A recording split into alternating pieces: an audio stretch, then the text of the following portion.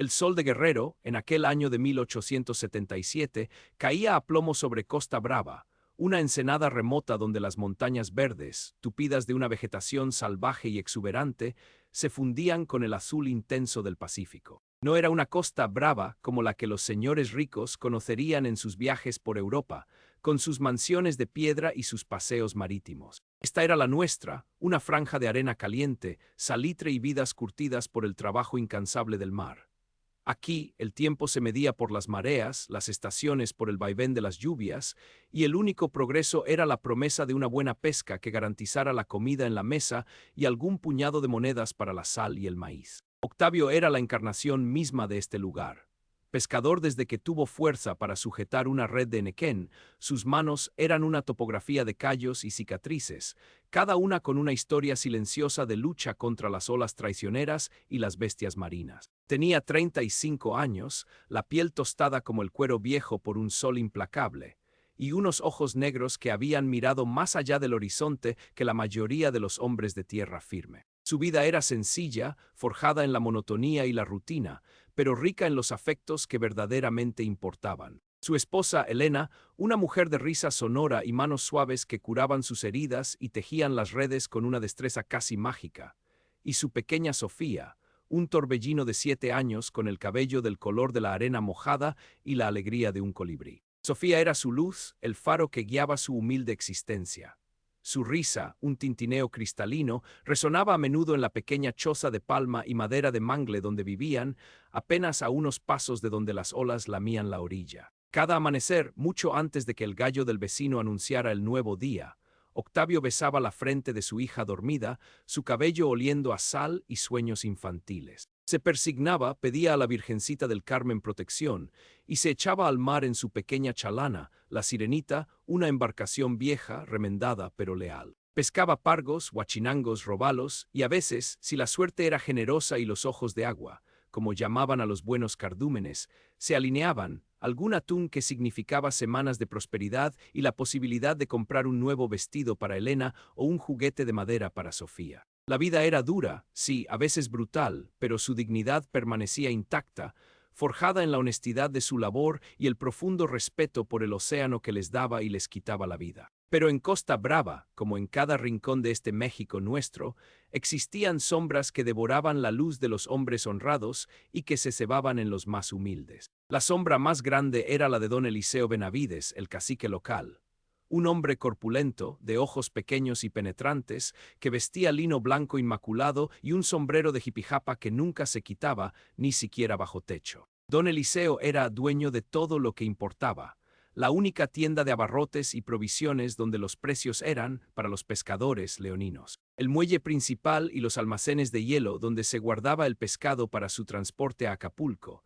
Y lo más importante, la Cooperativa de Pescadores de Costa Brava, que no era sino una fachada para su absoluto monopolio sobre el comercio marítimo. Él fijaba los precios del pescado a su antojo, él decidía quién obtenía crédito y quién no, quién tenía permiso para usar el muelle y quién debía buscar caletas escondidas. Sus manos, a diferencia de las de Octavio, estaban inmaculadas, cuidadas con aceites, pero manchadas por la avaricia y la crueldad más profundas. Tenía 2 hijos, Abel el mayor, más discreto y astuto, y Ramiro el menor, un jovenzuelo vicioso, con el rostro de un ángel pero el alma de un demonio. Ramiro era conocido por sus desmanes, sus borracheras y por la impunidad con la que actuaba bajo la sombra protectora de su padre, riéndose de las quejas y las súplicas de los desposeídos. Octavio, como muchos pescadores que valoraban su autonomía, intentaba mantenerse al margen de los manejos de don Eliseo. Prefería vender su pesca a un comerciante independiente que de vez en cuando llegaba de Acapulco en una goleta maltrecha, ofreciendo precios un poco más justos. Esto, por supuesto, era una afrenta intolerable para el patrón. Don Eliseo, con su sonrisa de serpiente, había advertido a Octavio en más de una ocasión, sus palabras resonando como una amenaza oculta. El mar da, pescador, eso es verdad, pero la tierra la controlo yo y todo lo que en ella se mueve. Y si la tierra te la niego, ¿dónde vas a pisar, hombre? ¿Dónde vas a enterrar a los tuyos? Eran palabras que en su momento Octavio había desechado como pura arrogancia. Qué equivocado estaba. El verano de 1877 fue particularmente brutal. El calor asfixiante se combinaba con una escasez de pesca que ponía de rodillas a la comunidad entera. Las redes de Octavio volvían casi vacías o con solo unos cuantos peces pequeños que apenas valían el esfuerzo. La sirenita, a pesar de sus esfuerzos incansables, apenas traía lo suficiente para alimentar a su familia. La deuda en el almacén de don Eliseo crecía a pasos agigantados. Elena, siempre fuerte y resiliente, empezaba a mostrar el cansancio en sus ojos, las líneas de preocupación marcándose en su frente.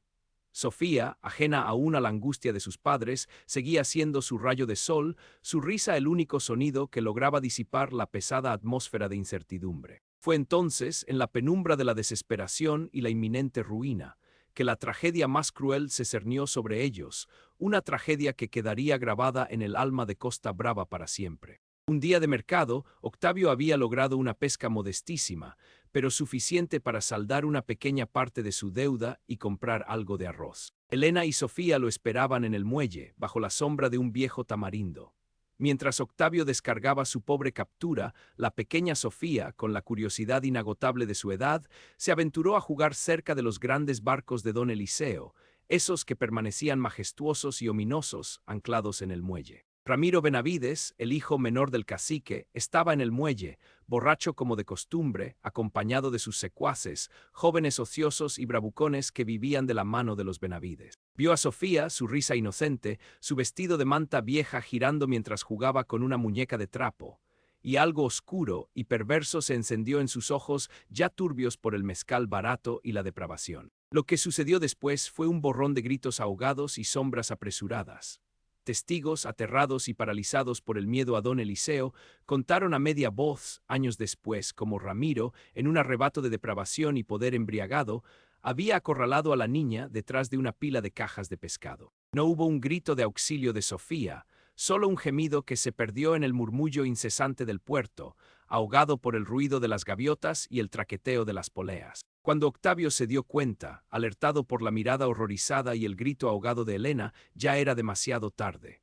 Sofía yacía en el suelo inerte, su pequeña muñeca de trapo a su lado, un trapo ya no de juego, sino de luto. Su rostro, antes lleno de vida, estaba ahora pálido y roto, una delgada línea de sangre brotando de su sien, su mirada fija en el cielo, vacía. Elena lanzó un grito desgarrador, un lamento que parecía rasgar el alma del pueblo y que heló la sangre de todos los presentes. Octavio, con un rugido primario de dolor y furia, corrió hacia su hija, su corazón convertido en una piedra helada que le oprimía el pecho. La levantó en sus brazos, sintiendo el peso inerte de su pequeña Sofía, la ligereza de un futuro robado.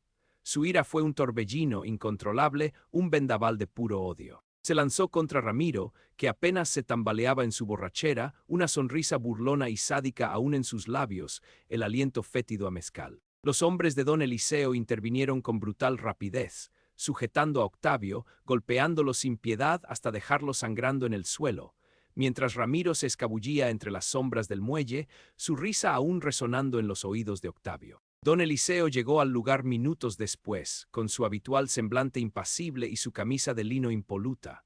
Observó el cuerpo de la niña y a Octavio, sangrando en el suelo, con una frialdad que helaba el alma. Su mirada era fría, calculadora, desprovista de cualquier emoción humana. Una lamentable tragedia, dijo con voz cavernosa, como si hablara del clima, o de un barco hundido que le traía pérdidas materiales. La niña jugaba cerca de los barcos, tropezó, cayó. Un accidente, Octavio. La vida es así de cruel a veces, ¿verdad? Hay que aceptar la voluntad de Dios. La farsa fue orquestada con la precisión del diablo, con la complacencia de aquellos que se vendían por unas cuantas monedas. El juez de paz del pueblo, un hombre de panza prominente y mirada escurridiza, comprado por don Eliseo con un puñado de plata y promesas de tierras, dictaminó la muerte de Sofía como un desafortunado accidente. Los pocos pescadores y mujeres que habían presenciado la verdad y cuya conciencia se revolvía de repulsión fueron amenazados. Sus familias fueron amedrentadas, sus casas marcadas, sus barcas saboteadas. El silencio se impuso como una lápida de plomo sobre la tumba de la inocencia de Sofía, un silencio espeso, cargado de miedo y complicidad forzada. Nadie habló en voz alta. Nadie se atrevió a contradecir la versión oficial, la narrativa impuesta por el poder.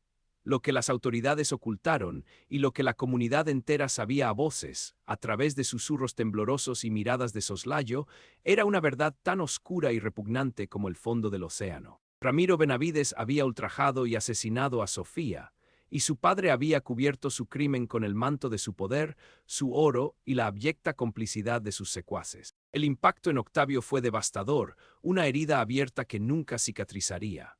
Elena, consumida por un dolor tan profundo que parecía haberle robado el aire, cayó en una languidez de la que nunca se recuperaría del todo. Su risa se apagó, sus ojos se llenaron de un vacío que reflejaba la ausencia de su hija. Octavio la miraba, el fantasma de Sofía entre ellos, y sentía cómo su propia alma se desgarraba en pedazos. Dejó de pescar. Su chalana, la sirenita, permanecía amarrada en la orilla, meciéndose tristemente con las olas, un eco de la vida que se había ido. El mar, que antes había sido su consuelo y su sustento, se había convertido en un recordatorio constante de su pérdida, del lugar donde el último aliento de su hija se había desvanecido, mezclándose con el aire salado y la indiferencia del mundo. Se recluyó en su choza, devorado por la pena y una rabia silenciosa, fría y metódica que lo carcomía por dentro como un cáncer oscuro. Su cuerpo se volvió huesudo, sus ojos se hundieron, pero en sus profundidades ardía una llama implacable. La gente del pueblo lo veía, lo compadecía con temor, pero también le temía. El dolor de Octavio era una presencia tangible, un aura de fatalidad que los hacía evitar su mirada, como si el solo hecho de verlo pudiera contagiarles la desgracia. Don Eliseo, por su parte, seguía con su vida opulenta, su hijo Ramiro campando a sus anchas, aunque con un dejo de insolencia aún mayor, como si la impunidad lo hubiera hecho más cruel, más intocable, un auténtico hijo de la chingada. Pero bajo la superficie de la desesperación de Octavio, algo se gestaba.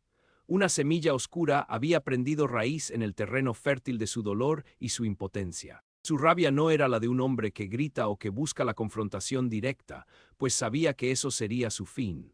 Era la rabia fría, calculada, de un pescador que conoce las corrientes ocultas, las mareas traicioneras y la paciente espera que precede a la captura perfecta. Durante semanas no habló con nadie excepto con Elena, cuyas palabras eran ya solo susurros inaudibles, ecos de una vida anterior. Pasaba horas sentado frente al mar, no para pescar, sino para observar. Observaba los ciclos de la luna, las mareas caprichosas, el vuelo de los pájaros marinos que predecían la tormenta, los patrones de los cardúmenes, pero también los barcos de don Eliseo, los horarios de los trabajadores, las rutas que tomaban sus hijos y sus capataces. Cada detalle era absorbido por su mente, cada movimiento era analizado.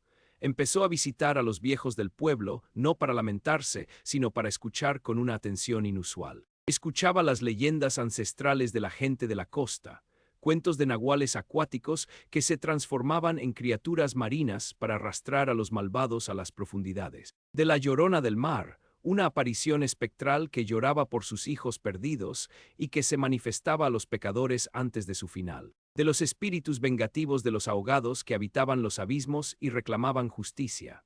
Recordó las viejas supersticiones de los pescadores, los presagios de mal agüero, las ofrendas a la mar para aplacar su furia o invocar su ira. Todo lo absorbía, lo masticaba, lo transformaba en el crisol de su mente atormentada. Su plan no sería de violencia directa, sino de una venganza más profunda, más mexicana en su esencia oscura, una que atacaría el alma y la reputación de sus verdugos, usando las mismas fuerzas que les daban sustento. El mar y la fe de los hombres, o mejor dicho, sus miedos y supersticiones más arraigadas.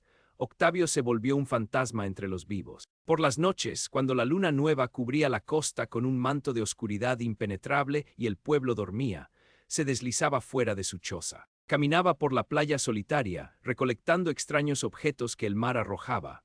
Restos de animales marinos poco comunes, huesos blanqueados por el sol y la sal que podían confundirse con otra cosa, pedazos de madera con formas grotescas, algas de las profundidades. No eran solo objetos, eran piezas de un rompecabezas macabro que solo él comprendía, herramientas para un terror sutil y psicológico. Visitaba viejos panteones junto al mar, donde los esqueletos de antiguos pescadores y náufragos se descomponían lentamente bajo la arena salada, buscando elementos que pudieran añadir un toque de horror aún más visceral. Su primera acción fue sutil, casi imperceptible, pero cargada de simbolismo.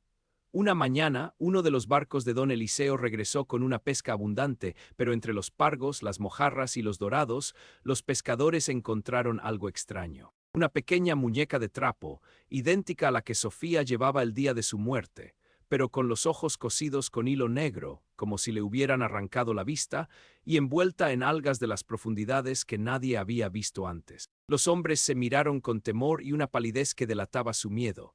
Un mal augurio, susurraron, brujería, el alma en pena de la niña, clamando desde el mar. La muñeca fue arrojada de nuevo al mar, con una plegaria silenciosa, pero el miedo ya había sido sembrado, profundo y perturbador. Madre Santísima, exclamaban algunos, persignándose con temblorosas manos. Octavio intensificó su guerra silenciosa. Aprendió a identificar los barcos de don Eliseo en la oscuridad por sus ruidosos motores de vapor, pues don Eliseo era el único que podía permitirse tan moderna tecnología y por el parpadeo de sus faroles. Conocía sus horarios, sus rutas de pesca preferidas. Utilizaba sus conocimientos de las corrientes submarinas, que solo un pescador veterano como él podía dominar, para dejar sus mensajes macabros directamente en las redes de la flota. Una vez fue un feto de tiburón en descomposición avanzada, sus ojos lechosos y su boca abierta en un gesto de horror, atado con una madeja de cabello humano, que Octavio había cortado de su propia cabeza y de la de su esposa para darle un toque más perturbador y personal, con una pequeña nota de papel de arroz enrollada en una botella que decía simplemente: «La sangre llama a la sangre y el mar la escuchará». Otra vez fue una cabeza de cerdo decapitada, con los ojos arrancados y la lengua cortada, encontrada en la bodega de hielo de uno de los barcos, junto a un medallón antiguo que Octavio había desenterrado de un viejo cementerio indígena cerca de la costa, un medallón con símbolos que, decían los ancianos, invocaban a los espíritus vengativos. Los pescadores de don Eliseo, hombres curtidos por el sol y el trabajo, empezaron a hablar de la maldición del mar y de los espíritus enojados. Susurros de los endemoniados pescadores que habían ofendido a los espíritus ancestrales del océano y ahora estaban siendo castigados se extendieron como la pólvora por el pueblo. Las capturas de la flota de don Eliseo empezaron a disminuir inexplicablemente.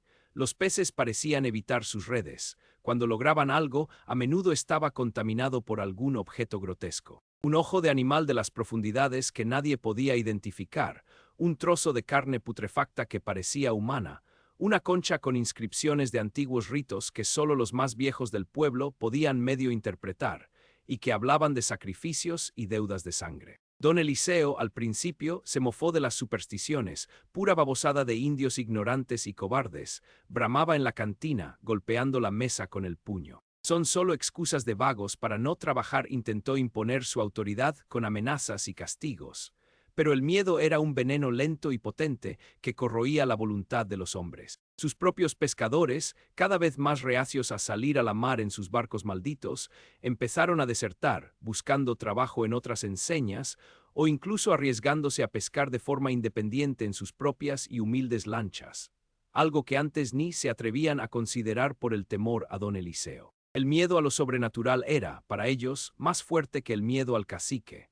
Ramiro, por su parte, comenzó a sentir el peso de los rumores y las miradas de desprecio que antes le resbalaban. La gente lo evitaba más que antes, como si fuera un leproso. Algunas noches se despertaba sudando frío, convencido de que escuchaba la risa de una niña en el murmullo de las olas que llegaban hasta la ventana de su lujosa habitación en la mansión de los Benavides, o veía sombras danzar en la oscuridad, la imagen de Sofía con los ojos cosidos. La culpa, aunque él se negaba a admitirla incluso a sí mismo, se manifestaba en una creciente paranoia y un temor constante. Se entregó más al alcohol, buscando ahogar las voces y las visiones, pero solo lograba intensificarlas. Octavio, mientras tanto, se había transformado. Su cuerpo, aunque más delgado, tenía una nueva dureza, una fortaleza forjada en el acero del rencor. Ya no era el hombre que se encogía ante la injusticia. Sus ojos ardían con una luz fría, implacable, la determinación de un verdugo. Su silencio era ahora el de un depredador paciente, que espera el momento exacto para asestar el golpe final. Los pocos pescadores que aún le hablaban, o que compartían su odio por don Eliseo y la humillación, empezaron a verlo con una mezcla de temor y una reverencia casi religiosa. Creían que Octavio se había convertido en un canal para la venganza de la propia Madre Mar, que lo habían elegido para traer justicia donde los hombres habían fallado. Eran los endemoniados pescadores, sí, pero endemoniados por la verdad que no se podía pronunciar, por la sed de justicia que la tierra les negaba y el mar, en su misterio insondable, les concedía a través de los actos silenciosos de Octavio. Los pescadores, sin saberlo, se convirtieron en cómplices pasivos, testigos que validaban la historia de la maldición con cada nueva aparición macabra en las redes de Don Eliseo. La ruina de Don Eliseo fue paulatina pero inexorable. Sus barcos estaban parados en el muelle, pudriéndose, o salían con tripulaciones incompletas y aterradas que apenas si se atrevían a adentrarse un par de leguas. Sus almacenes, antes rebosantes de hielo y pescado, estaban ahora vacíos, y el olor a podredumbre se mezclaba con el salitre. Los compradores de Acapulco y otros puertos, que antes dependían de su suministro, empezaron a desconfiar de la reputación de sus productos, de los rumores de pescados malditos o de mariscos que servían más que carne humana, una expresión que Octavio había esparcido sutilmente entre los niños del pueblo para que ellos la repitieran en su inocencia. La verdad no salía a la luz de un solo golpe, como un rayo en la noche, sino que se filtraba, gota a gota, a través del terror y la superstición, manchando el nombre de los Benavides como una tinta negra que no se podía lavar, que se había adherido al alma de la familia. Don Eliseo intentó contraatacar con la desesperación del hombre que ve su imperio desmoronarse. Ofreció recompensas exorbitantes por el culpable, amenazó con incendiar chozas, incluso contrató a brujos y curanderos de los pueblos cercanos para limpiar sus barcos y su negocio con ritos antiguos y sahumerios. Pero los mensajes de Octavio eran más poderosos que cualquier ritual. Los objetos grotescos seguían apareciendo, siempre más perturbadores, siempre más ligados a la idea de la infancia perdida y la muerte violenta. Una vez, un barco regresó con la red llena de conchas de ostras, cada una conteniendo un pequeño cabello ensortijado de Sofía, que Helena había guardado con celo en un relicario y que Octavio había robado cuidadosamente. Ese día, don Eliseo sintió un escalofrío que le recorrió el alma, y su voz, antes autoritaria, se quebró por primera vez. Las pesadillas de Ramiro se volvieron diurnas y se le veía vagar por la mansión, hablando solo, con los ojos inyectados en sangre. El colapso final de don Eliseo llegó una noche de tormenta, la más furiosa que Costa Brava había visto en décadas. El viento aullaba como un avancée, las olas gigantes golpeaban la costa con la fuerza de un ejército. Él, consumido por la paranoia, el mezcal y el terror que le habían infligido, juraba ver a Sofía en cada rincón de su mansión, su pequeña figura fantasmal riendo, llorando, gritando su nombre. Escuchaba su risa infantil, su llanto desesperado, sus gritos silenciosos que solo él parecía oír. Ramiro, a su lado, era un espectro de lo que fue demacrado y tembloroso, atormentado por sus propios demonios, incapaz de ofrecer consuelo o de encontrarlo. En un arrebato de locura abyecta, don Eliseo salió de su casa bajo la lluvia torrencial y el vendaval, gritando incoherencias sobre maldiciones, fantasmas y la niña que el mar le reclamaba. Corrió descalzo hacia el muelle, donde sus barcos abandonados se golpeaban unos contra otros, como si fueran los esqueletos de monstruos marinos. Creía ver la silueta de Octavio en la distancia, erguido bajo la lluvia, observándolo con esos ojos impasibles, fríos como la superficie del abismo. Con un rugido de desesperación, de un terror primario que le arrancaba el alma, se lanzó al mar embravecido, creyendo que así apaciguaría a los espíritus que lo atormentaban, a la llorona del mar que venía por él. Sus gritos fueron silenciados por las olas colosales, su cuerpo fue arrastrado por las corrientes. Nunca fue recuperado, devorado por el mismo mar que Octavio había usado como su arma, tragado por las profundidades de las que había extraído su fortuna. Lo que las autoridades ocultaron, esta vez, fue la locura final de un hombre que se ahogó en su propia maldad, en su propia culpa. Un final vergonzoso para el cacique de Costa Brava, un destino que para los pescadores era la justicia divina. Ramiro Benavides, sin el amparo de su padre, se desmoronó por completo. La culpa y la paranoia lo llevaron a una espiral de terror y autodestrucción de la que no pudo escapar. Unas semanas después, lo encontraron colgado de una viga en el almacén abandonado de su padre, su cuerpo meciéndose lúgubremente. Tenía una muñeca de trapo idéntica a la de Sofía, cosida a su camisa con un alfiler oxidado, sus ojos desorbitados por el horror de lo que había visto o creído ver. Su muerte, a diferencia de la de su padre, fue silenciosa, solo interrumpida por el suave chirrido de la cuerda.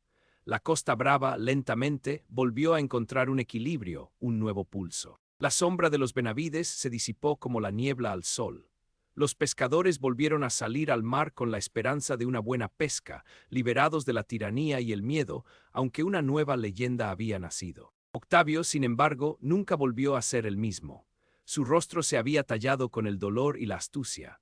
Helena, débil y marchita, falleció un año después, su corazón roto por la pérdida de su hija y la sombra implacable que el dolor había proyectado sobre su esposo, una sombra que ahora también la cubría a ella. Octavio siguió siendo el solitario del mar, el pescador que conocía los secretos de las profundidades, el hombre cuyo silencio era más elocuente que cualquier grito, más aterrador que cualquier lamento. Se decía que a veces, en noches de luna nueva, cuando las mareas eran más bajas y el misterio de la mar más palpable, se le veía en su chalana, la sirenita, alejándose hacia el horizonte, llevando ofrendas al mar, no de pescado, sino de viejos rencores que el océano había tragado y de una justicia que las leyes humanas no supieron dar. La leyenda de los endemoniados pescadores de Costa Brava, aquellos que servían más que mariscos y que conocían el precio del silencio y la venganza, perduró por generaciones, un recordatorio sombrío de que en las profundidades de la desesperación humana, el mar guarda una venganza más fría, más calculada y más cruel que cualquier espada. Y Octavio, el arquitecto silencioso de esa venganza,